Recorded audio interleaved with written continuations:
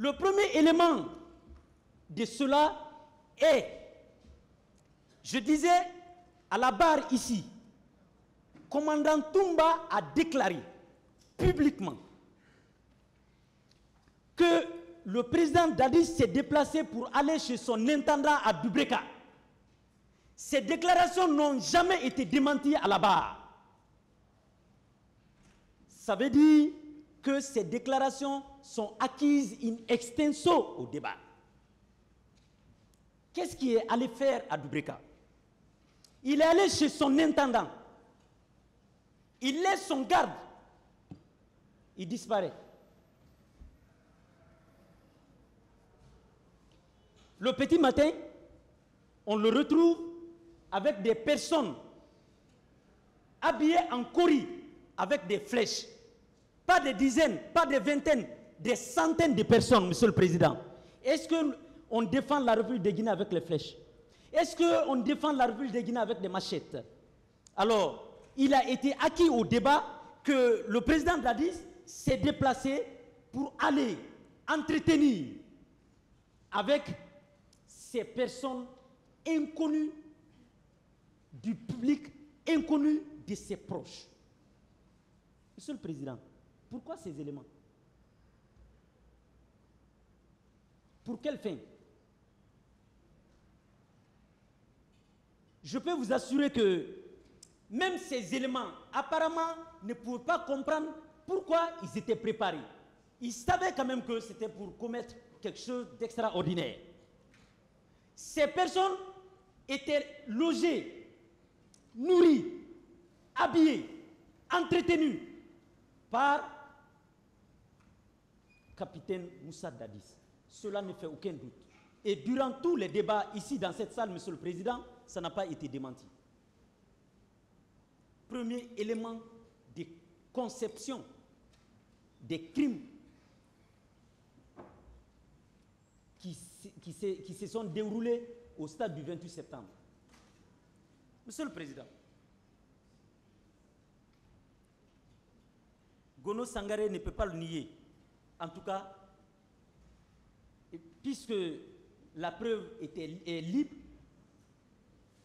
j'allais être très curieux d'avoir ou de voir la preuve contraire de cette déclaration.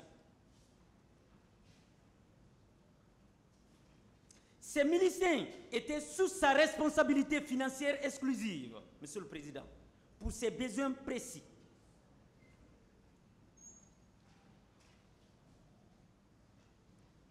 De même, les recrues de Kaléa.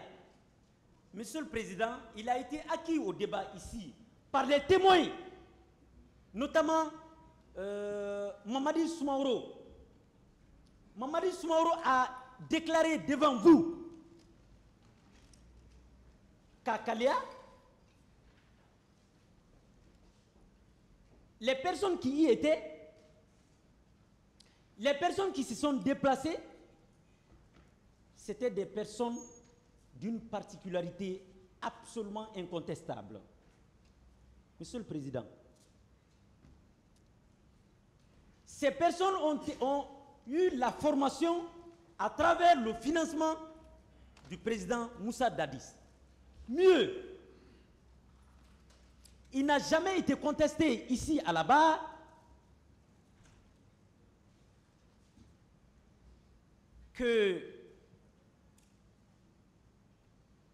mon éminent militaire ou gendarme, je ne sais quoi, Blaise Gomou, était bien l'une des personnes qui fréquentait couramment, chaque 3 jours à Kaléa. Et à la veille des événements, Monsieur le Président, les bus de l'État ont servi au transport de ces personnes de Kaléa à Conakry. L'on pouvait dire qu'on ne sait pas pourquoi ils sont venus, où est-ce qu'ils sont venus, mais des témoignages et des déclarations concordants, Monsieur le Président, il s'est avéré que les personnes qui ont rallié Conakry pour des missions qu'elles ne connaissaient pas plus tôt, se sont retournés avec de l'argent, se sont retournés avec des motos, se sont retournés blessés. Et quand, le lendemain du 28 septembre, ces déclarations également n'ont pas été démenties ici devant vous.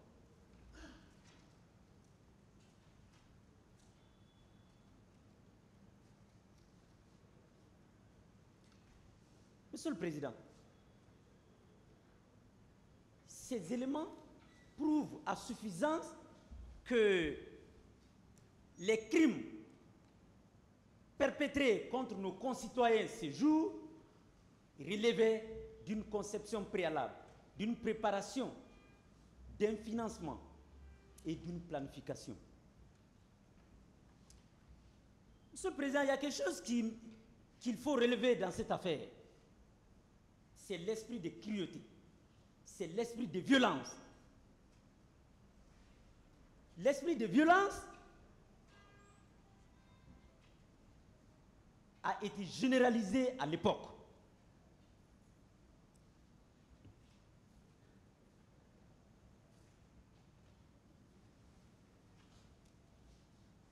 Et puisque le président Dadis lui-même était opposé à l'ordre, parce qu'il n'a rien fait pour instaurer de l'ordre, les 80% de ses déclarations étaient que l'armée est indisciplinée. Aucun civil ne peut maîtriser cette armée si ce n'est pas lui. Quelle était sa maîtrise? Mais quelle était sa maîtrise, Monsieur le Président? Celui que l'on maîtrise ne tue pas son prochain devant sa porte. Mais, Monsieur le Président, il a été également acquis au débat ici dans cette salle que Jeannot Destin a été tué, Sankaran a été tué, Begré a été tué, et tant d'autres. Mais tué comment? Pas par accident. Mais c'est des personnes qui prennent, Monsieur le Président, qui prennent la machette, les armes de leur convenance pour venir froidement abattre ses propres concitoyens devant la porte du président Dadis. Dans le même camp, devant son bâtiment. Mais Monsieur le Président, il ne dit rien.